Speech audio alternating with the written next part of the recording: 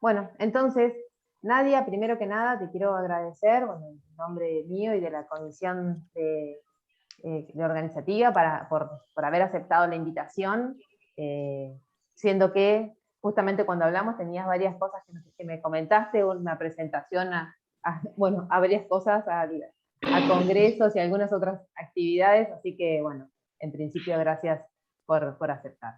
Y bueno, Nadia es doctora en Ciencias Físicas de la Universidad Nacional de Buenos Aires y trabaja actualmente en el régimen para el personal de investigación y desarrollo de las Fuerzas Armadas del Ministerio de Defensa, desempeñando tareas en el Departamento de Investigación de Láseres y Aplicaciones desde hace 10 años. Y actualmente es jefa de la división Sensores Ópticos y LIDAR.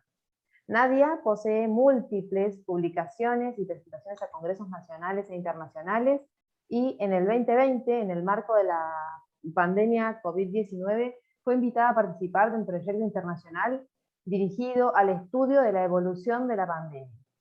Y además debemos destacar que además de todo su trabajo, ha recibido un premio especial al mejor aporte al desarrollo del país, otorgado en el concurso del Instituto Balseiro 50K. Eso fue en el 2018 por el proyecto AeroLidar. Así que bueno, presentamos entonces así a la doctora Nadia Barreiro. Así que Nadia, escuchamos. Bueno, muchas gracias por haberme invitado y bueno, permitirme participar. El día de hoy voy a hablar sobre la técnica de lente térmica, en particular sobre lo que hemos hecho en los últimos años en modelado y desarrollo de un sistema compacto multilongitud de onda para detección de trazas, ¿sí?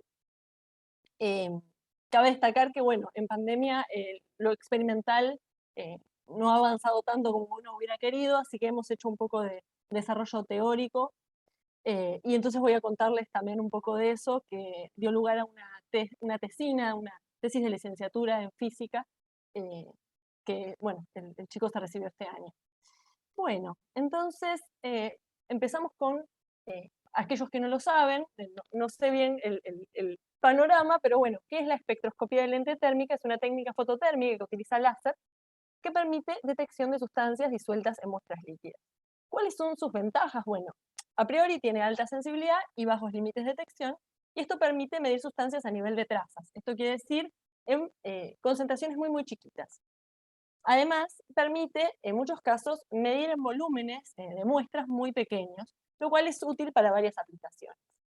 Dentro de las aplicaciones que existen de esta técnica, se pueden medir contaminantes en el agua, como por ejemplo pueden ser metales pesados o pueden ser, digamos, contaminantes orgánicos. También existen aplicaciones que tienen que ver con control de calidad de alimentos. He visto trabajos sobre, por ejemplo, control de calidad de vinos, midiendo los taninos. También hay aplicaciones biomédicas o bioquímicas, y también incluso se pueden medir reacciones en tiempo real para ver, bueno, cómo cambia la concentración de algún compuesto en particular. Bueno, entonces, ¿cuál es la motivación que tiene este trabajo que estuvimos haciendo? Lo empecé hace bastante tiempo. Es que, bueno, la mayoría de las experiencias que se desarrollan en la bibliografía se llevan adelante con sistemas que son bastante complejos ópticamente y que son grandes en tamaño, tienen láseres grandes, de argón, sintonizables muchas veces, y otro tipo de láseres que suelen ser costosos y de gran tamaño, y además suelen utilizar, por ejemplo, amplificadores lock-in, que también suelen ser más bien grandes y costosos. Adicionalmente, la mayoría de los modelos teóricos que permiten describir este fenómeno presuponen características restringidas, es decir, no sirven para cualquier condición y combinación de sistemas láser y qué sé yo, sino que es restringido y no permitirían a priori describir dispositivos compactos multilongitud de onda. Con compacto me refiero a que vamos a usar un sistema altamente enfocado, ¿sí? Eso va a hacer que todo se achique. Ahora voy a explicar un poquito más a qué me refiero cuando explique en qué consiste. Pero bueno, a partir de esta motivación entonces hice un pequeño índice de las cosas que les voy a contar. La primera es la teoría que estuvimos armando justamente para un sistema compacto multilongitud de onda.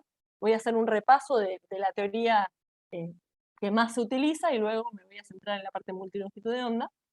Luego voy a contar el desarrollo puntual del dispositivo que armamos. Nosotros siempre vamos a apuntar a futuro a hacer un dispositivo compacto que uno lo pueda agarrar y llevárselo del laboratorio. Hasta ahora siempre nosotros estamos trabajando dentro del laboratorio, pero el objetivo final a largo plazo va a ser poder armar un dispositivo que yo pueda llegar al lado de un río, por ejemplo, y medir contaminantes, ¿no? Entonces, ahora les voy a contar entonces este primer paso que estamos dando en esa dirección para hacer este dispositivo compacto.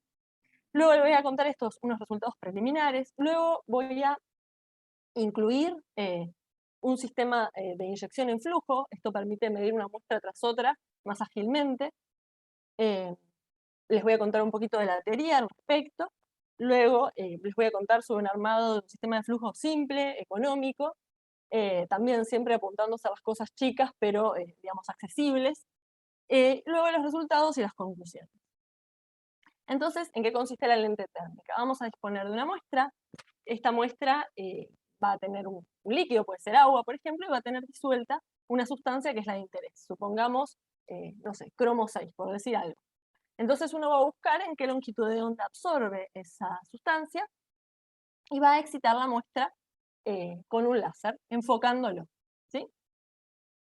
Al enfocar este láser, se va a absorber energía en la muestra y se va a producir un calentamiento que va a dar lugar a un gradiente radial de índice de refracción.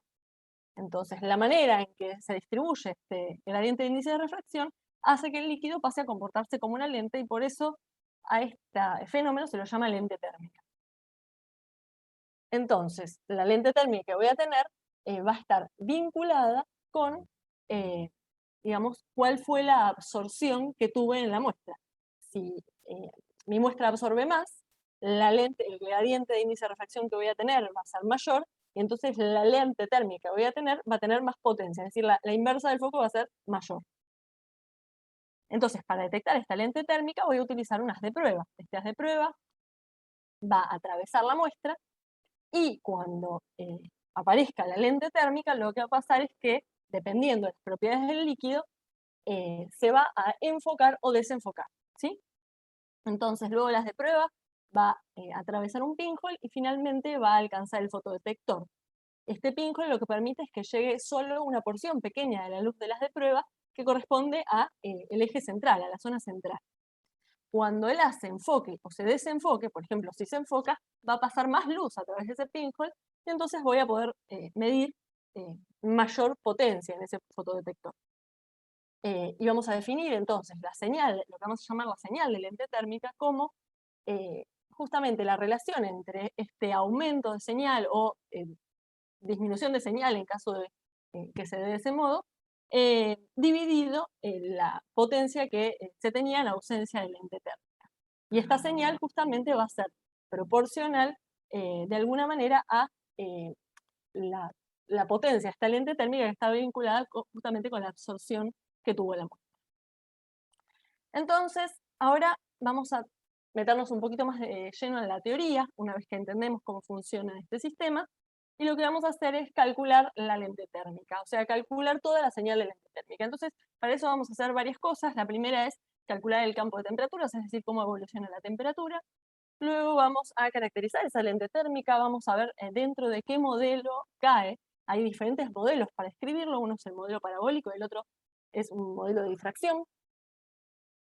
Luego vamos a tener en cuenta la propagación de las de prueba. Y finalmente vamos a calcular la señal de lente térmica. Entonces vamos a empezar con el campo de temperaturas. Para calcular el campo de temperaturas tenemos que hacer varias hipótesis. La primera es que la relajación es no radiativa, es decir, que la energía absorbida se va a disipar nuevamente, se va a perder siempre en forma de calor y no, por ejemplo, en forma de fluorescencia. Adicionalmente, vamos a considerar que la absorbancia es constante y uniforme, es decir, que no va variando, está la muestra homogéneamente mezclada, ¿sí? Entonces se mantiene la absorbancia constante siempre. Vamos a considerar que los ácidos son gaussianos, colineales en el eje Z, que vamos a considerar. Vamos a considerar convección en las paredes transversales de la cubeta. Vamos a considerar que la variación de temperatura tiende a cero cuando R tiende a infinito, es decir, vamos a tener un sistema muy, muy enfocado. Entonces, básicamente vamos a estar como siempre, entre comillas, lejos de las paredes.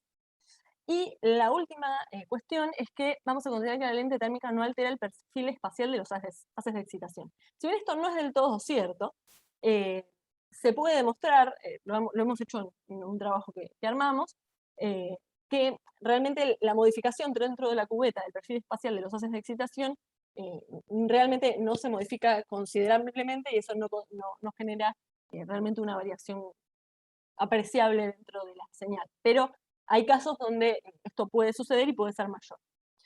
Bueno, entonces, la manera de resolver este problema es resolver una ecuación de difusión que va a tener un término fuente, vamos a tener el coeficiente de absorción de la muestra, vamos a tener la intensidad de la excitación, que va a ser gaussiana, y vamos a tener un término tipo el Lambert-Beer para la atenuación, además las condiciones de contorno y condiciones iniciales que comenté más o menos recién. Esto para resolverlo vamos a usar que tiene simetría de revolución, vamos a hacer separación de variables entre las temporales y espaciales, y vamos a utilizar función de Green para resolver el problema. Esto es bastante estándar para resolver este tipo de ecuaciones.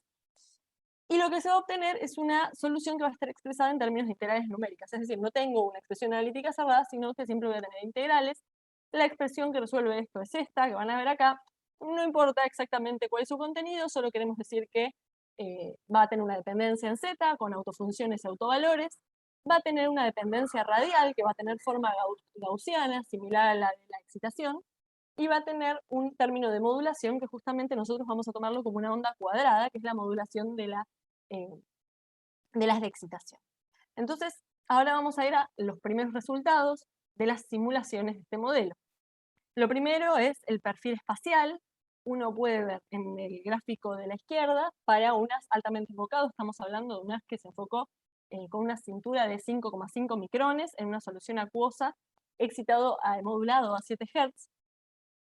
Vean que a la izquierda entonces vamos a ver la distribución de la variación de la temperatura transversal a la propagación del haz y que vamos a tener un aumento importante en el centro, justo en el semiperiodo de la modulación, ¿sí? Que es el momento donde vamos a tener máxima variación de temperatura. También mirando el gráfico de la derecha vemos ahora sí la evolución en Z, y fíjense que para un sistema altamente enfocado vamos a tener distancia de Rayleigh del orden de 180 micrones, y eso va a hacer que la variación de temperatura tenga más o menos un ancho similar a 2 veces la distancia de Rayleigh. O sea, va a ser un poco más grande todavía, obviamente se va a seguir difundiendo, pero la parte más intensa va a corresponder más o menos a ese tamaño, o sea, casi 4 milímetros. Entonces fíjense que en la dirección Z se extiende 4 milímetros, mientras que en la dirección R es muy, muy, muy chiquito, es decir, podemos considerar que estamos muy lejos de las paredes de la cubeta. Mirando esto desde el punto de vista temporal, para exactamente el mismo sistema, para el sistema modulado vamos a tener una variación de la temperatura y vamos a tener una variación, ¿sí? De la temperatura espacialmente, como se ve acá, y vamos a tener un aumento y una disminución, y además vamos a tener una desviación de que va aumentando la temperatura total de la cubeta, muy poquito, pero puede ir aumentando. Pero es un aumento completo del total de la cubeta. Y eso eventualmente va llegando de a poquito a un espacio, a un lugar un poco más estacionario. Bueno, entonces, ¿cómo surge la lente térmica? Yo dije primero que iba a calcular el campo de temperaturas y después cómo podemos interpretar la lente térmica, cómo la vamos a caracterizar. Existen dos métodos que se usan para caracterizar, uno es un poco más simple y el otro es un poquito más complicado.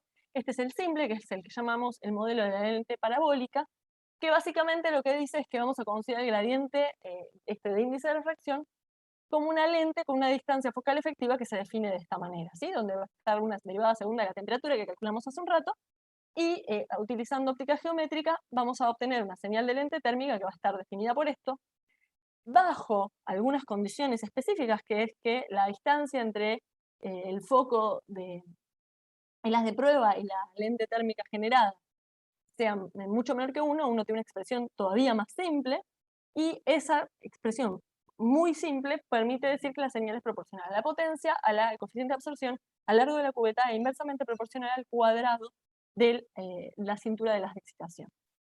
Si bien este modelo es bastante utilizado, no considera efectos de difracción y considera un conjunto reducido de condiciones. Entonces, es mucho más general utilizar el modelo de difracción.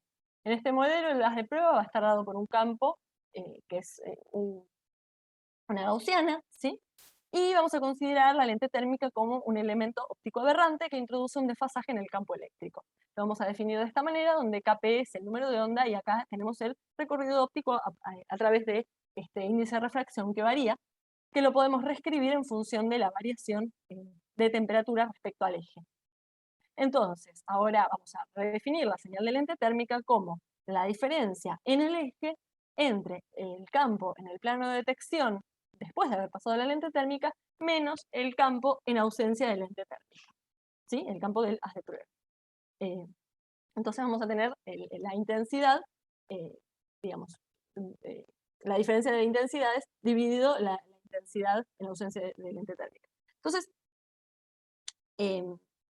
la manera en que vamos a hacer el cálculo va a ser básicamente agarrar el campo de las de prueba, evaluarlo en la posición de la lente térmica, agregarle un término de fase y luego hacer una integral de difracción para propagarlo hasta el plano de detección donde vamos a hacer la medición, ¿sí? Entonces vamos a tener una integral de difracción de este estilo, donde esto va a representar, esto es un integrales de Fresnel, entonces acá vamos a tener todos esos términos que aparecen en las integrales de Fresnel, y lo que se puede tener en cuenta es que este desfasaje, si uno considera coeficientes de absorción chiquitos, puede aproximarse de esta manera, ¿sí? Entonces, la señal de lente térmica para las condiciones idénticas, altamente enfocado, etcétera, que conté hace un rato, y unas de 532 nanómetros me va a dar una señal como la que sea acá, ese desvío en la temperatura, esa variación en temperatura que habíamos visto, como es igual en todas partes a la vez, en toda la cubeta, es una fase constante que desaparece al calcular la intensidad en el plano de detección. Y lo primero que uno puede hacer o va a querer hacer es decir, bueno, ¿en qué condiciones es válido aproximar este E a la menos I delta phi para poder, digamos, facilitar el cálculo? Recuerden que este delta phi incluye la temperatura y que la temperatura estaba formada por un montón de integrales numéricas. Entonces, estamos metiendo integrales numéricas y una exponencial adentro de integrales numéricas, eso se empieza a volver bastante complejo de calcular. Entonces, obviamente, si yo puedo aproximar esto, me va a facilitar mucho las tareas, y quiero ver qué error estoy cometiendo si hago esa aproximación. Bueno, si defino θ, este parámetro que incluye varios parámetros propios del sistema, como la potencia, el coeficiente de absorción, el largo de la cubeta, la conductividad del líquido y el número de onda. Entonces, lo que vamos a ver, o sea, si definimos este parámetro, vamos a graficar en función de este parámetro, porque justamente son dos cosas que puedo variar experimentalmente. Lo que voy a obtener es que si me quedo al orden 1, o sea, poner 1 menos I delta phi directamente, voy a tener esta curvita azul. Si me quedo a orden 2, me empieza a aparecer delta phi al cuadrado, me voy a quedar por acá arriba. Y si hago el cálculo exacto utilizando exactamente esto, voy a tener esta que es violeta que se ve acá. Fíjense que el error que uno comete, por ejemplo, para θ menor que 1, que eso es ya para valores de alfa más bien chicos, más cercano a trazas, entonces lo que voy a tener es que voy a cometer un error menor al 1% si simplemente me quedo a primer orden. Entonces, ya con esto nos quedamos tranquilos que vamos a poder hacer, al menos en este caso, esta aproximación. Otra cosa que podemos hacer y que parece interesante para el modelo que conté recién es comparar qué pasa si calculo la señal de lente térmica utilizando el modelo parabólico, el modelo ese parabólico aproximado que hice cuando dije que el Z' sobre F era mucho menor que 1, o el modelo aberrante, justamente el de difracción. Y lo que vemos es que para ambas condiciones experimentales, independientemente del alfa utilizado, vamos a encontrar una diferencia de un factor 3. Y uno se pregunta, bueno, ¿por qué sucede esto? Lo que puedo decir a priori justamente es que la parabólica va a sobreestimar la señal porque considera algunas cosas que ahora voy a mostrar que no son válidas. Fíjense en digamos, el radio, el gráfico de la señal de lente térmica en función del radio de la cintura de las de excitación, ¿sí? En el caso parabólico, uno considera un radio de cintura grande, ¿sí? Entonces se encuentra acá, esta curva cae como el radio de la cintura al cuadrado, que es igual que como les mostré ocurría en el modelo lente parabólica. Sin embargo, a medida que nos vamos achicando, ¿sí? El haz de excitación se va achicando, lo que vamos viendo es que ya no sigue subiendo para siempre, como diría la lente parabólica. Por eso este modelo estaría como prediciendo una amplitud de la señal muchísimo más grande. Y esto sucede básicamente porque en esta región vamos a considerar que el ancho del haz de excitación se mantiene constante a lo largo de toda la cubeta. Sin embargo, a medida que el ancho del haz de excitación se va haciendo más chiquitito, la distancia de Rayleigh también se va cortando y el sistema se va haciendo cada vez más divergente. Y si se va haciendo más divergente, lo que va a pasar es que va a disminuir la densidad de energía, digamos, de la luz en la mayor parte de la cubeta, excepto en la zona central, dentro de la distancia 2z de Rayleigh, que si se hace cada vez más chiquito, junto con la cintura de excitación, esto va a empezar a disminuir cada vez más, ¿sí? Se va a localizar cada vez más la lente térmica y a su vez también va a disminuir la señal que se va a obtener. Entonces, básicamente, uno tiene un máximo, un compromiso entre esas dos cosas que mencioné, digamos, la densidad de energía y el área de la cubeta que uno está cubriendo con suficiente densidad de energía como para tener esa lente térmica, y después a partir de ahí se va localizando, y el modelo que empieza a definir mejor el sistema va a ser un modelo aberrante, es decir, el modelo de difracción. Por eso vamos a considerar que el modelo de difracción es mucho más preciso para describir esta clase de sistemas. Adicionalmente, lo que se puede calcular, por ejemplo, es la señal de lente térmica en función del plano de detección, es decir, el lugar donde miro. Y lo que se ve es que utilizando las integrales de Fresnel, básicamente casi a cualquier distancia tenemos prácticamente la misma señal de lente térmica. Esto lo que hace es que yo pueda pararme a 1 centímetro y decir que estoy suficientemente lejos como para medir siempre a una misma señal, y esto me va a permitir un montaje compacto, porque puedo poner el detector muy cerquita de la cubeta. Bueno, dicho todo esto, vamos a pasar a estudiar la parte de multilongitud de onda. O sea, ¿qué pasa si empiezo a agregar más longitudes de onda del sistema? ¿Qué es lo que a uno le interesa? ¿Por qué le interesa tener muchas longitudes de onda? Bueno, la lente térmica a priori permite medir una sustancia en una muestra y listo, y nada más, con una sola longitud de onda. Ahora, por ejemplo, yo querría que el sistema fuera más selectivo, es decir, me permita medir más de una sustancia a la vez, o por ejemplo me permita medir el ruido que produce el propio solvente a diferencia de la sustancia, si es una medición diferencial. Bueno, hay varios motivos por los cuales uno va a querer poder medir con más de una longitud de onda. Entonces, lo que vamos a hacer es considerar, por ejemplo, un sistema general, después lo vamos a pasar a 2 longitudes de onda en particular, pero vamos a calcular un sistema general donde vamos a considerar n excitaciones, ¿sí? O sea, n láseres excitando el sistema.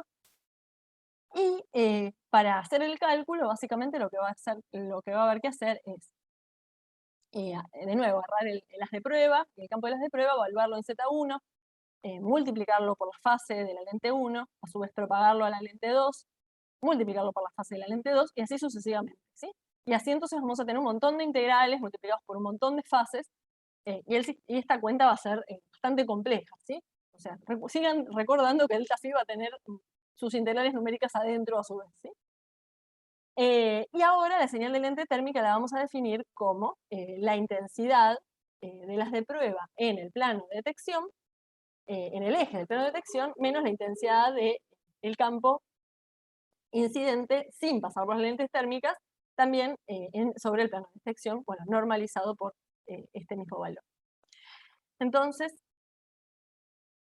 recordando nuevamente entonces que este es delta phi, vienen dados por estas integrales y que son difíciles de calcular numéricamente, probablemente vamos a hacer esta aproximación sabiendo que anteriormente habíamos visto que ya quedarnos a primer orden era suficientemente bueno y que el error que cometíamos era bajo. Entonces nos vamos a quedar a los, digamos, en los órdenes más bajos, ¿sí? Porque fíjense que si uno tiene muchos factores de este tipo, 1 menos i delta phi, y tiene muchas lentes térmicas, lo que va a pasar es que le van a empezar a aparecer términos de orden cuadrático, de orden cúbico, de orden cuarto, en delta phi, combinando los diferentes valores de delta phi de las diferentes lentes. Y eso claramente va a ser cada vez más chiquito porque estamos asumiendo que el delta phi es chiquito. Entonces vamos a tirar todos esos términos y nos vamos a quedar hasta estos términos cruzados y vamos a tratar de estudiar bajo qué condiciones estos términos cruzados dejan de ser relevantes.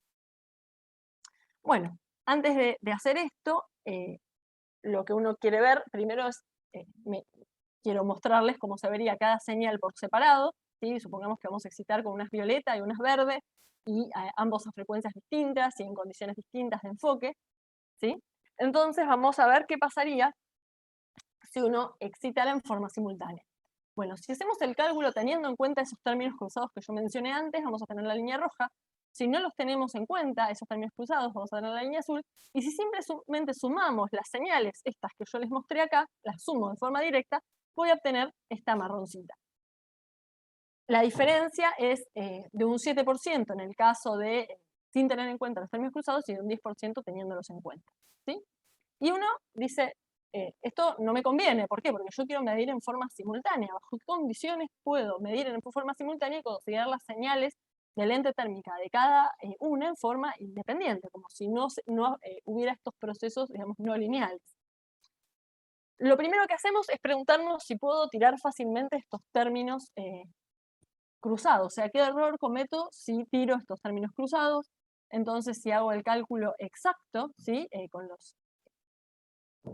las fases exactas, y si después tengo en cuenta los términos cruzados o no los tengo en cuenta, lo que veo es que sin tener en cuenta los términos cruzados estoy más cerca de la exacta que sí los tengo en cuenta. Y como al hacer el cálculo realmente tardo muchísimo más, básicamente los voy a terminar tirando y me voy a quedar sin los términos cruzados. Entonces la expresión de la señal de lente térmica me va a quedar de esta manera, ¿sí? Donde cada uno de estos EJ va a representar una integral que va a incluir una única fase, ¿sí? un único delta phi. Pero ¿qué pasa? Cuando los pongo al cuadrado vuelven a aparecer términos que van cuadráticos. Bueno, teniendo esto en cuenta, sigo preguntándome, entonces, ¿bajo qué condición verifica superposición lineal de excitaciones a diferentes longitudes de onda? ¿Sí? O sea, tengo dos longitudes de onda, quiero ver si puedo medir con ambas a la vez, y eso va a ser lineal o no, ¿sí? O sea, si las puedo independizar entre sí. Entonces lo que estoy comparando en el fondo es esta señal que tengo acá con esta otra que tengo acá, que es la suma de las señales independientes. Bueno, si uno calcula el error que comete al aproximar, digamos, al aproximar una por la otra, digamos, considerar que son, digamos, existe una superposición, se puede hacer una superposición lineal de las señales de las diferentes longitudes de onda, lo que ve es que en función de θ, recuerden este parámetro que había definido antes, el error que uno comete en condición de trazas o para bajas concentraciones en general va a ser entre un 1 y un 5%, ¿sí? Entonces uno a priori querría trabajar digamos, en estas condiciones. Sin embargo, cabe aclarar que todo esto que yo estoy mencionando es para un conjunto muy específico de condiciones geométricas del sistema. El sistema altamente enfocado, todos los láseres están altamente enfocados, están del orden de 5 micrones, etc. Cuando uno se empieza a correr de eso, empieza a notar que esta curva puede bajar, digamos, este gráfico puede disminuir, es decir, el error va a bajar. Y ese va a ser el caso que les voy a mostrar en el caso experimental que estuvimos analizando. El montaje experimental lo tratamos de hacer lo más simple posible, ¿sí? Acá es un sistema bastante chiquito y se puede achicar bastante más. De hecho, ya empecé a trabajar en un sistema más chico, pero bueno, acá no lo voy a llegar a mostrar. En donde vamos a considerar entonces los haces de excitación, el haz de prueba, los haces de excitación van a estar modulados electrónicamente, luego voy a utilizar dos espejos dicroicos para alinear todos los haces colineales, voy a utilizar una única lente que va a tener dispersión cromática deliberadamente para que cada lente, cada haz de excitación enfoque en un punto distinto, ¿sí? Después esos haces van a pegar en la cubeta y voy a poner una fibra óptica para captar la luz. Y luego eso va a llegar a un fotodiodo que lo voy a juntar, lo voy a conectar con un Arduino, con un amplificador de ganancia programable. Entonces, el sistema es bastante más simple, más compacto y más económico que muchos sistemas que utilizan amplificadores lock-in o láseres que no son punteros, ¿sí? Que en este caso esto es bastante accesible en general. Fíjense, acá se puede ver donde se tiene la cubeta, en esta zona muy cerquita está el lente, y la fibra óptica está ahí donde se ve ese brillito, que está muy cerca del sistema, de la cubeta. Bueno, entonces la detección, como dije, se hace con un Arduino. Esta es una señal típica de lente térmica que se puede obtener con el Arduino. En este caso, gracias al amplificador de ganancia programable, tenemos 15 bits de resolución y tenemos una frecuencia de muestreo de 500 muestras por segundo. Esto se pudo hacer gracias a un algoritmo que nos permite transferir la información a MATLAB bastante ágilmente, ¿sí? Entonces, este es el tipo de señal que obtenemos, y en esta primera instancia vamos a aplicarlo a soluciones acuosas de un colorante que se llama ácido orange 2 o naranja 2, lo vamos a llamar, que básicamente tiene este espectro de absorción y absorbe básicamente tanto en 405 nanómetros, que es este láser, y en 532, que es este otro, ¿sí? Entonces, básicamente, lo que dijimos es, bueno, me sigue interesando si puedo, en mi sistema, en el que acabo de diseñar, decir que el sistema se comporta linealmente, si puedo considerar ambas señales como, o sea, las puedo sumar y obtener la misma señal que si las mido simultáneamente, ¿sí? Entonces, acá hago la señal para las violetas, la señal para las verdes por separadas, y después lo que hago es, la comparo con la suma de estas dos, la comparo con hacer la señal experimental en que las mido simultáneamente. Y fíjense que cuando las mido simultáneamente, realmente la diferencia que puede haber entre esta suma y digamos, y la señal, entra dentro de un error prácticamente experimental. Fíjense que se superponen casi perfectamente, con lo cual uno dice, bueno, quizás en mi sistema, con la geometría que tengo y bajo las condiciones de absorción de este naranja 2, puedo asumir, digamos, que mi sistema tiene, digamos, linealidad. Es decir, puedo sumar las dos señales y es lo mismo que medirlas en simultáneo. Entonces, para eso lo que hicimos fue medir para diferentes concentraciones, tomando ambas señales independientemente y sumándolas, o tomándolas ambas en simultáneo. Y fíjense que prácticamente dentro del error, esto siempre se solapa para todo el rango de concentraciones que estamos trabajando, ¿sí? Se toman, para cada uno de estos puntos se toman 3 muestras para una dada concentración, se mide, se saca el valor medio de la desviación estándar. Fíjense que prácticamente dentro del error se superponen. ¿Eso qué me dice a mí? Que bajo las condiciones que tengo, mi error experimental es mayor al error que cometo al suponer que son lineales, ¿sí? Que los puedo sumar en forma directa. Entonces, teniendo eso en cuenta, puedo utilizar una forma de análisis que es, conociendo las frecuencias de modulación, que eran 4 y 7 Hz, puedo hacer un análisis de Fourier de la señal y determinar cuál es la amplitud correspondiente a excitar con el haz violeta y cuál es la amplitud correspondiente a excitar con el haz verde. Y lo puedo separar aplicando una transforma de Fourier, con lo cual mi nueva señal va a estar definida de esta manera. Y voy a poder medir simultáneamente digamos, las señales individuales de cada una de las longitudes de onda. Esto me va a ser útil cuando quiera aplicar el sistema para hacer mediciones en flujo, porque cuando uno está midiendo en flujo, el líquido va corriendo y uno tiene poco tiempo para medir la muestra, entonces quiere poder medir simultáneamente. Bueno, entonces acá hicimos como un trabajo preliminar, hicimos una calibración simultánea para esta sustancia, naranja 2. Los límites de detección que se alcanzan no son realmente todo lo bajos que uno querría, pero ya acá estamos demostrando la posibilidad de medir en simultáneo, ¿sí?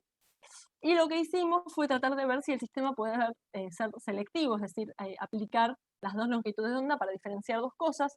Para eso aplicamos, contaminamos las muestras con violeta de genciana, que absorbe únicamente en verde, utilizando 300 microgramos por litro en cada muestra.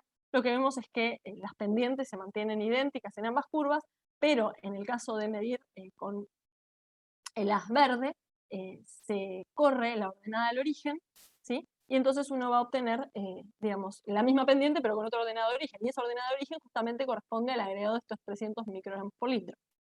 Si uno utiliza una calibración adicional en violeta genciana y toma esta ordenada del origen, puede calcular, inferir un cierto valor para la concentración de violeta genciana. En este caso tiene bastante error. Esto tiene que ver con que, bueno, haría falta hacer bastantes más mediciones para poder hacer esto mejor, pero a priori ya lo que estamos viendo es que el sistema me estaría permitiendo detectar y diferenciar dos sustancias, ¿sí? Porque tengo dos longitudes de onda. Entonces, bueno, sí, tengo una mínima selectividad, ¿sí? Entonces, a partir de acá, como yo les conté, hay un interés, digamos, en medir en flujo. ¿Por qué uno quiere medir en flujo? Bueno, porque medir en estanco tiene algunas desventajas, Entre ellas es que voy a tener fluctuaciones debido a efectos convectivos, los compuestos fotosensibles pueden degradarse si están demasiado tiempo delante de la luz. Además, la cubeta la tengo que estar sacando y poniendo del sistema cada vez que voy a poner una muestra, y esto puede terminar generando algún problema de desalineación. Adicionalmente, voy a tener que hacer cualquier reacción química que quiera hacer para medir, siempre la voy a tener que hacer fuera del sistema, y a veces es útil poder hacerlas mientras uno está midiendo.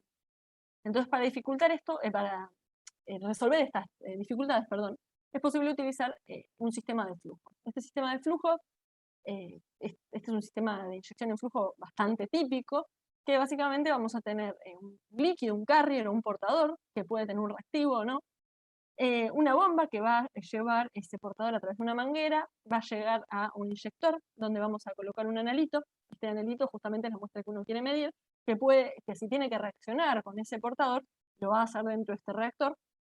Y luego vamos a llegar al detector donde vamos a medir la señal, ¿sí?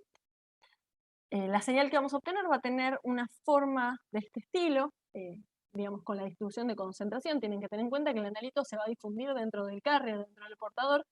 Entonces, si uno pone una inyección, un analito, una cantidad muy grande, un volumen muy grande, lo que va a pasar es que este pico va a subir, se va a quedar en altura un rato y después va a volver a bajar difundiendo en el carrier. Si en cambio uno pone una cantidad de analito, un volumen de analito muy chiquitito, lo que va a pasar es que se va a difundir mucho más fácilmente en el portador, en el carrier, y entonces el piquito este va a ser mucho más bajito.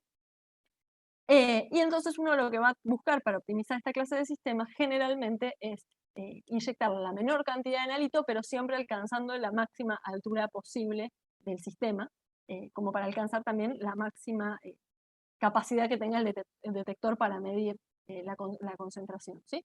Bueno, entonces, estando en esta condición, buscando esta condición, digamos, más adelante ahora les voy a mostrar el sistema que diseñé, pero primero voy a hacer una breve pausa para contarles sobre la teoría. Acá lo único que va a cambiar en esta teoría es que vamos a calcular la ecuación de difusión incluyendo este término donde vamos a tener velocidad, ¿sí? Si uno incluye velocidad, esa velocidad va a aparecer en el término radial que yo les había contado antes, y eso va a hacer que cuanto mayor sea la velocidad del flujo, mayor se va a correr, digamos, la distribución de temperatura lateralmente en la dirección del flujo, ¿sí? Esto lo que va a ocasionar es que si la velocidad es realmente grande, en primera instancia la variación de temperatura va a disminuir y eso va a tener consecuencias sobre la señal de lente térmica, va a implicar que va a ser más bajita esa señal de lente térmica, y adicionalmente va a implicar que la alineación de las de prueba podría necesitar correrse lateralmente algún milímetro como para asegurarse seguir en el centro, ¿sí? Acá pueden ver un dibujito 3D de lo mismo que ve acá, donde se ve una distribución de temperatura que ya no está en el centro, sino que está desplazándose en la dirección del flujo. Entonces acá sí volvemos a la parte experimental. Nosotros hicimos un sistema súper simple y económico. En general se utilizan dispositivos de cromatografía, como un inyector, una bomba de alta presión, que suelen ser bastante costosos si uno quiere realmente tener una cosa que funciona bien. Pero bueno, nosotros estamos apuntando a tener el sistema lo más simple posible y que se pudiera hacer en el laboratorio con lo que teníamos. Entonces tenemos una bomba peristáltica que es regulable, ¿sí? Podemos regular el flujo en diferentes velocidades bastante lentas, ¿sí? Estamos hablando del orden de 1 mililitro por minuto o incluso menos. Vamos a usar una manguera de 2 milímetros, que es bastante más grande que lo que se suele usar en esta clase de dispositivos. En vez de usar un inyector de cromatografía, vamos a usar un sistema con 4 llaves de 3 vías, que son unas llaves de medicina descartables, y vamos a buscar tener un volumen de inyección fijo. Esto es importante porque la señal final va a depender justamente del volumen de inyección, por lo que yo les mencionaba hace un ratito. Para entonces incluir este volumen de inyección y hacerlo llegar a la cubeta, lo que vamos a hacer es primero inyectarlo en este volumen, ¿sí? Y una vez que está en este volumen y ocupó todo el espacio, cayendo parte del desperdicio por este lado, lo que no va a ser parte de ese volumen, voy a mover estas 4 llaves a la vez y voy a hacer que el carrier empuje este volumen de inyección hasta llegar a la cubeta, ¿sí? En este caso la cubeta va a ser de medio mililitro, teniendo un paso de 1 centímetro, pero ahora es mucho más chiquito el volumen que tiene esta cubeta. La velocidad de flujo que voy a usar, que resultó más o menos óptima porque disminuye la dispersión y no me cambia tanto la señal, es de 1,25 mililitros por minuto, que fíjense que es bastante lento. Y otra cosa que cabe destacar es que vamos a incluirle acá un volumen de aire antes. Este volumen de aire lo utilizamos porque notamos que la bomba peristáltica aportaba cierta vibración, y este volumen de aire lo que hace es básicamente actuar como un capacitor que nos aísla, digamos, el ruido, digamos, la vibración que puede generar esta bomba peristáltica. Y adicionalmente, si por accidente se introdujera una burbujita de aire en alguna parte del sistema, este volumen de aire básicamente se va a comer esa burbujita y no va a llegar a la cubeta. Bueno, entonces, haciendo esto, decidimos medir 3 muestras de igual concentración de esta sustancia naranja 2 que mencioné antes. Este es un colorante no tóxico. Y así es como se ve la señal así en crudo que llega al Arduino con esas 3 inyecciones. Fíjense que acá, a priori yo no puedo ni diferenciar qué viene de qué longitud de onda, no puedo diferenciar nada, todavía a esto le tengo que aplicar en la transformada rápida de Fourier, pero surge un problema, que es que cuando quiero aplicar la transformada rápida de Fourier, aparece una limitación en la resolución temporal del sistema. ¿Por qué?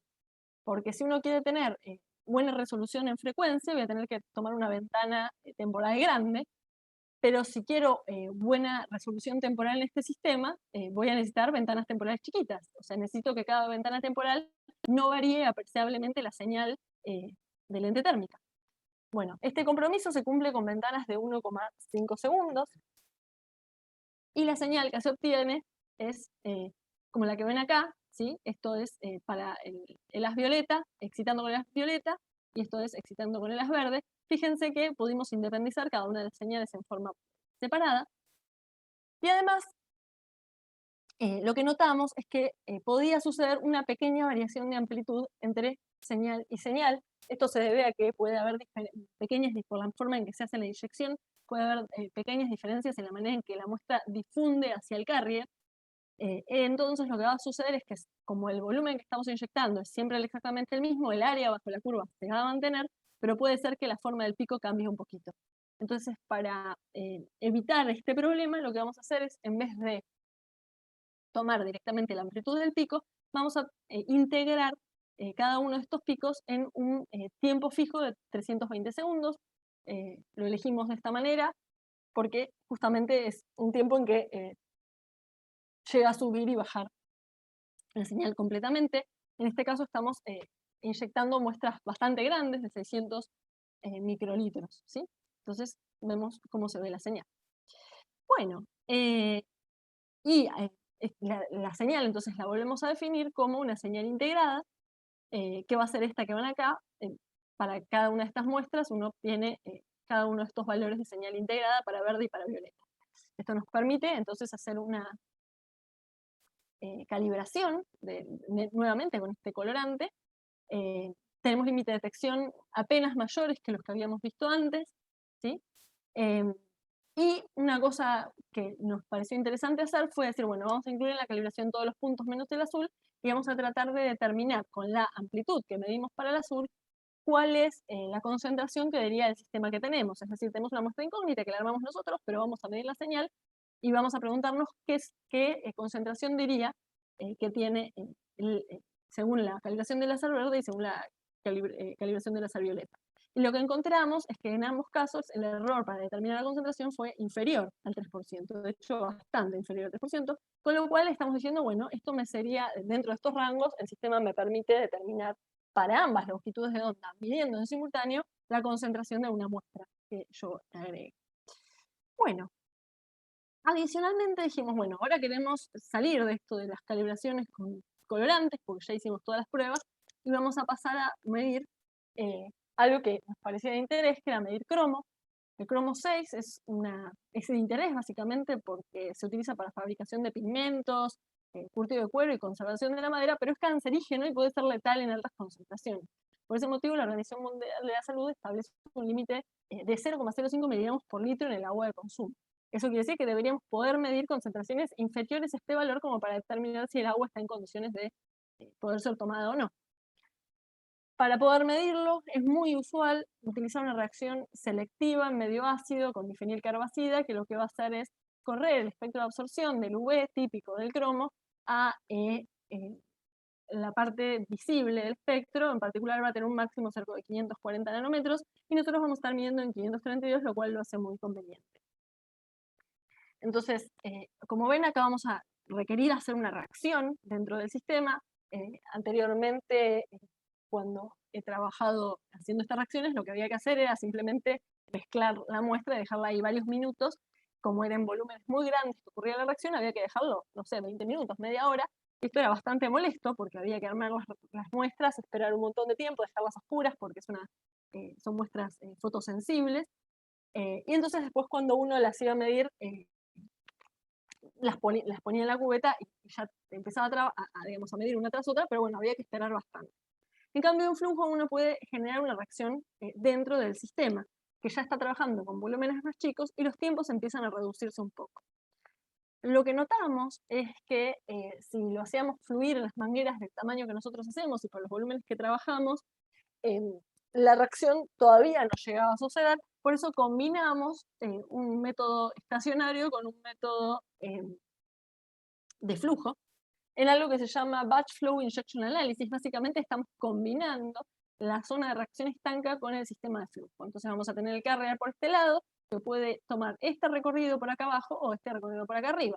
Mientras recorre por una dirección, mientras tanto puedo inyectar la muestra en un volumen fijo, luego mover estas dos llavecitas y hacer que en forma estanca este líquido que yo inyecté reaccione con el líquido aledaño. Luego voy a mover estas dos llavecitas laterales y lo que voy a hacer es que el líquido que viene de la bomba básicamente va a empujar este líquido que ya está previamente reaccionado y moverse, y mientras tanto voy a ir inyectando por el otro lado. Esto me va a permitir ir haciendo reacciones alternadamente, siempre dentro del sistema y no en un circuito aparte. Y también, al ser volúmenes más chicos, en vez de estar esperando 20 minutos, media hora, voy a estar esperando unos 9 minutos, más o menos, entre una y otra. Si bien esto no es lo ideal y lo que se suele utilizar son volúmenes muchísimo más chiquitos y mangueras más chiquitas, insisto, para eso hace falta una bomba de alta presión y nuestra idea era hacer algo más simplificado. Entonces, con eso pudimos hacer una calibración de cromo difenilcarbazida. Como pueden ver, la calibración funciona bastante bien y un límite de detección de 15 microgramos por litro, que está por debajo de lo que decía la Organización Mundial de la Salud, con lo cual esto nos permitiría determinar este contaminante y establecer si digamos, el agua sería tóxica o no. Bueno, entonces, llegando a las conclusiones, para que no se extienda más, desarrollamos entonces esta teoría, teniendo en cuenta que tenemos digamos, el modelo de difracción. Tuvimos en cuenta la variación de las de excitación a lo largo de la cubeta y la convección en las paredes transversales a la propagación. Armamos un sistema de lente térmica compacto basado en 2 punteros láser, que hace uso de una única lente, eso hace un sistema bastante más simple. Utiliza fibra óptica en lugar de un pinhole y adicionalmente utilizamos un microcontrolador Arduino para la adquisición. Establecimos una forma de análisis de señal basada en transformada rápida de Fourier. Desarrollamos un sistema de flujo para medir más ágilmente y obtuvimos límites de detección que son más altos que en el caso estanco, o sea, en el caso de flujo son más altos que en el caso estanco, lo cual era previsible, acorde a la teoría, que vimos que podían bajar digamos, las señales y hacer el sistema un poquito menos sensible, pero sin embargo siguen siendo aptos para detección de trazas de contaminantes, como es en el caso del cromo 6. Por supuesto, este sistema, como dije en varias ocasiones, puede ser mejorado disminuyendo el diámetro de las mangueras, la forma, el volumen de inyección, la cubeta, etc. Pero esto siempre va a redundar en dispositivos más costosos, que bueno, no era el objetivo nuestro. Más bien buscábamos hacerlo compacto y menos costoso para poder hacerlo repetible. Bueno, y como perspectivas, bueno, todavía queda muchísimo trabajo.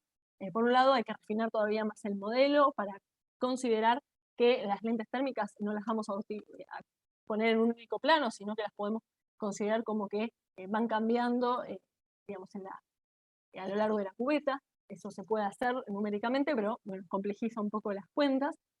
También habría que investigar la relación entre la linealidad y el sistema y su geometría. Como yo les dije, por ahora vimos que la superposición lineal de las señales valía en el caso experimental que vimos, pero teóricamente para la condición que consideramos no valía, entonces habría que ver para qué valores, para digamos, qué condiciones geométricas, es decir, para qué enfoques de los haces realmente funciona mejor, digamos, y vale mejor y se cometen menos errores.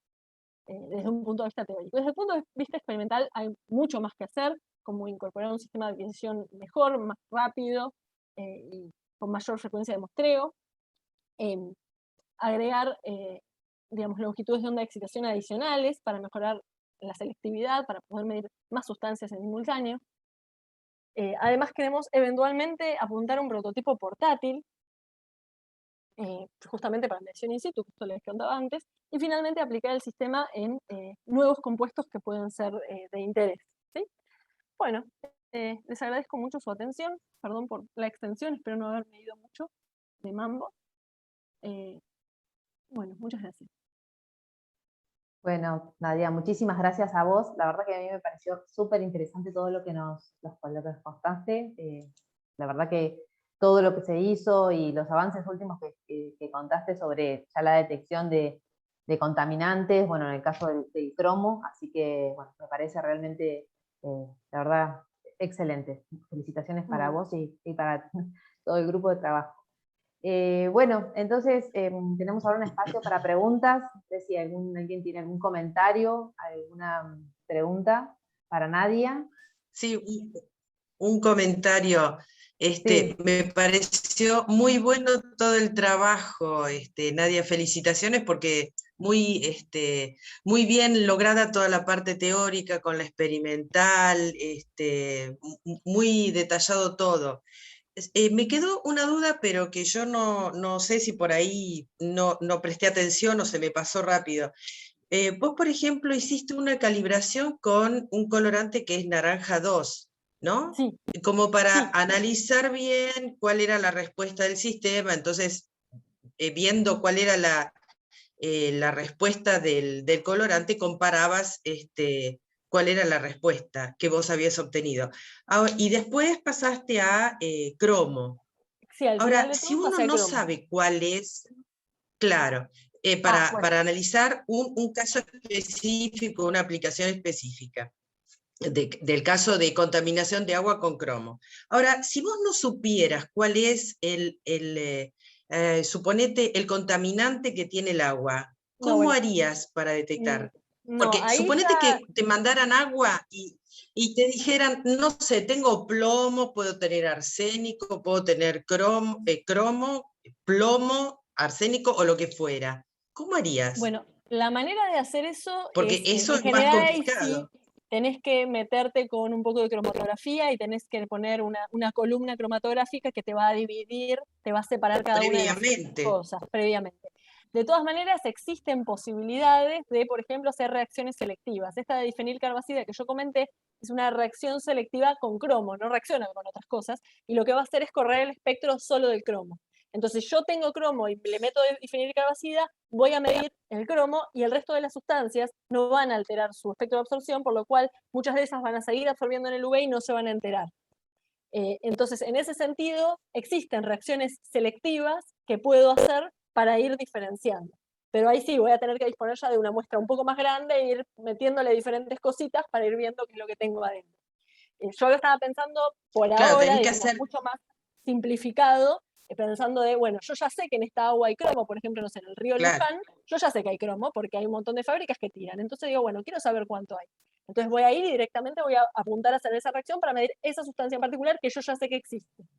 Por claro, supuesto puede claro. haber interferentes, entonces uno va a tender a querer filtrar el agua primero, se compran unos filtros que funcionan en flujo para tratar de eliminar cualquier cuestión biológica o cualquier basura que se encuentre, y sí, puede haber otras sustancias que absorben en el mismo lugar, pero bueno, por eso también es la idea de medir en varios lugares del espectro a la vez, para poder determinar como un fondo, y que más o menos uno puede decir, bueno, más o Claro. menos el fondo va a ser parejo, y esto que me va a aparecer, este nuevo pico que me va a aparecer, va a deberse la reacción y que realizó al inyectarle este difenilcarbamida, digamos. Claro, claro, claro. Ah, buenísimo. Bueno, está bien. Entonces, habría una etapa previa para analizar antes de meterlo ahí, claro. O ya Sí, sabés de qué se trata. Claro, claro. sí, Claro, Bueno, claro. buenísimo. Sí, habitualmente, Buenísimo. habitualmente se tiene que conocer un poco. La muestra que uno va a analizar no puede venir sin ninguna idea. Sí, por supuesto. Y además, muchas veces uno en realidad está enfocado, aunque pueda haber otras cosas, es en cuál por ahí es, como dijo Nadia, primero, si es el cromo, cuál es de importancia por ahí en ese espacio, o que pueda saber que va a haber, que van a estar evacuando de distintos lugares algo en particular, y entonces estoy de ahí. Y siempre hay un tratamiento previo de la muestra, eso es inevitable porque lo que sale directamente, No, sobre todo no. de aguas muestras, es. Pero sí, está Sí. bueno porque pero bueno, muchas veces está bueno que no se pueden encontrar reacciones que sean selectivas, y eso agiliza mucho para cuando uno tiene que estar trabajando en este tipo de tratamientos, porque a veces pasa que, bueno, son contaminantes, sobre todo los metales, que pueden tener, que no se pueden diferenciar, tienen características parecidas, y por ahí no siempre uno puede tener una reacción selectiva. Por suerte, para varios de estos, como para el cromo, está, así que realmente es una gran Sí, no, ayuda no, me para el pareció buenísimo. tratamiento. Buenísimo. Sí, sí, sí. Bueno, Me pareció muy, muy buena. Muy buena. no sé si alguien más tiene algún comentario, consulta. Yo, si se puede. Bueno, por supuesto. Bueno, comenzamos por lo obvio. Agradecerte, Nadia, por la flor de presentación. Además muchas está claro que gracias. siempre es un verdadero placer escuchar tus exposiciones. Gracias. Así que la verdad que estoy muy agradecido que hayas tenido la gentileza de pasar por el CIOP, aunque sea virtualmente, a darnos una charla. Te esperamos, obviamente, ni bien se Un pueda, gusto siempre presencialmente. colaborar y cualquier cosa. Perfecto, perfecto. Así que, bueno, no, cosas, algunos comentarios y alguna pregunta. Bueno, me pareció fantástico la idea de incorporar la cuestión Arduino. Creo que todos de alguna manera estamos yendo para ese mundo por obvias condiciones presupuestarias. Sí. Así que bueno, me parece que está fantástico esto de que se ha despertado en todos lo que yo llamo el espíritu maker. Así que estamos incorporando esta tecnología. Me pareció una cosa espectacular eso, y además la idea de hacer un equipo compacto me pareció buenísimo. Bueno, también te tengo que decir que estuviste 3 pasos adelante mío durante toda la charla, porque cada pregunta que a mí se me ocurría la fuiste matando a garrotazos, porque Mejor. la fuiste respondiendo, así que fue una cosa maravillosa. Así que quedan solamente una observación, que de alguna manera vos también podés hacer velocimetría, como un subproducto de lo que estás haciendo cuando haces la muestra continua, viste que te está Sí. corriendo las curvas un poquito en función de la velocidad. Bueno, Sí. como subproducto podrías hacer algo de velocimetría. Esa posibilidad existe, Medir creo. un poquito, siempre considerando que son velocidades ultralentas. Claro, Sí. bueno, pero no es trivial Sí, eso. justamente, no es trivial, pero sí, básicamente si uno tiene bien caracterizado a qué velocidad, digamos, previamente, cómo baja la señal en función de la velocidad para una dada muestra, a priori sí, podría ser. Tal cual, tal cual, tal cual. Y después otra posibilidad que me parece espectacular, que puede llegar a quedar como subproducto de esto, es la posibilidad de hacer microlentes, por ejemplo, en fotopolímeros. Porque vos le podés dar un bombazo y haces selectivamente, porque bueno, Sí. yo ahora estoy interesado en hacer alguna microlente, y me parece Y estos como son que... microlentes sin lugar a dudas. Son Tal cual, súper tal cual. microlentes. Entonces, si esto se pudiera fijar de alguna manera, por eso se me ocurrió la idea de un fotopolímero, entonces, bueno, una manera copada de hacer deposiciones de microlentes. Sí, sí. Perfecto. Buenísimo. Re lindo. Me encantó. Gracias. Lo hacemos, dale. Buenísimo, parece que ya yo hay una estoy interacción encantada. acá. Sí, yo encantada. Ya, aparte, ya he dado charlas, me han tirado unas ideas tan geniales. Y cada vez que doy una charla de estas cosas, a la gente que de diferentes palos, de golpe se les empiezan a ocurrir cosas que son hermosas. Así que yo encantada de participar en Bueno, cualquier listo, cosa que me digan. sonaste, ya está. Bueno. Ya está. Gracias. Excelente, excelente. Ya hay una conexión ahí, sea, un disparador para para una nueva colaboración, un nuevo trabajo. Excelente. Bueno, no sé si alguien más quiere hacer alguna consulta, comentario para Nadia. No, gracias, Bueno. hermosa la charla, Bueno, muy entonces, didáctica. Como Nadia, dijo sí. David, las preguntas que a uno le surgían las ibas respondiendo, así que buenísimo. Sí, excelente. La verdad, Nadia, que excelente, súper clara, súper didáctica. La verdad que por mi parte me pareció excelente, y bueno, todos los comentarios que vamos viendo en el chat también, que van diciendo y agradeciendo además a tu gentileza por participar de este encuentro. No, Así muchas que, gracias a ustedes por invitarme, la verdad un gusto, yo encantada. Lamento que tardé más de lo que hubiera querido en darla, que te corrí un poco el día de la charla, porque bueno, estaba no, con cosas, pero al bueno, contrario, sí, al contrario, sí. Ya teniendo la posibilidad de tener una charla, nosotros tenemos que adecuarnos a las posibilidades del expositor, por supuesto. Así que, bueno, te agradecemos de vuelta, en parte de la comisión, de parte de todo el CIOP. Además, también agradecemos al capítulo, que es el que nos brinda la posibilidad de tener el espacio de Zoom que nos permite tenerlo sin cortes. Y bueno, por supuesto, a todos los asistentes. Así que, bueno, muchas gracias a todos. Y ya saben que esto después va a estar colgado el link, que vamos a tener el link para poder acceder por el canal de YouTube del CIOP. Así que ahí también, Nadia, si querés compartirlo, yo después te lo hago llegar, porque si dale, querés muchas gracias. compartirlo, queda el video de la charla. Así que, bueno, eso es todo. Les agradezco a todos por haber estado Muchas en gracias. esta charla. Bueno, gracias, Nadia. Un aplauso así. Un aplauso. Bueno, Muchas gracias. Muchísimas gracias. Nos vemos en el próximo seminario. Nos vemos. Chao, chao. Adiós. Chao.